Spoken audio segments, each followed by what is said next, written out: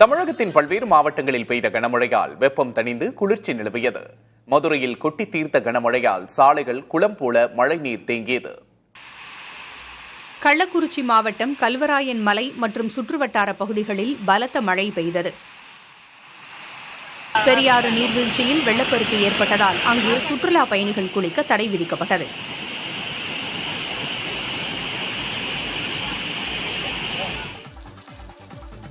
மதுரை மாட்டுத்தாவணி, ஆரப்பாளையம், கோரிப்பாளையம், சிம்மக்கல் உள்ளிட்ட பகுதிகளில் கனமழை பெய்தது. ஆனையூர், முனிச்சாலை, அனுப்பானடி உள்ளிட்ட பகுதிகளில் பலத்த மழை பெய்ததால் சாலைகளில் குளம் போல் மழைநீர் தேங்கியது. இதனால் வாகன ஓட்டிகள் கடும் அவதிக்கு ஆளாகினர்.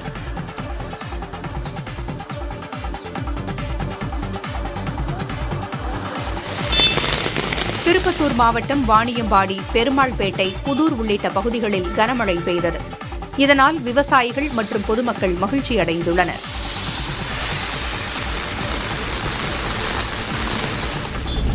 கிருஷ்ணகிரி, வேப்பனஹள்ளி, பர்கூர், காவேரிப்பட்டினம் உள்ளிட்ட பகுதிகளில் பெய்த மழையால் குளிர்ச்சியான சூழல் நிலவியது. இதேபோல் உளுந்தூர்பேட்டை, திருவண்ணாமலை, செய்யாறு, பெரியகுளம், ஸ்ரீபெரும்புதூர் உள்ளிட்ட பகுதிகளிலும் மழை பெய்தது.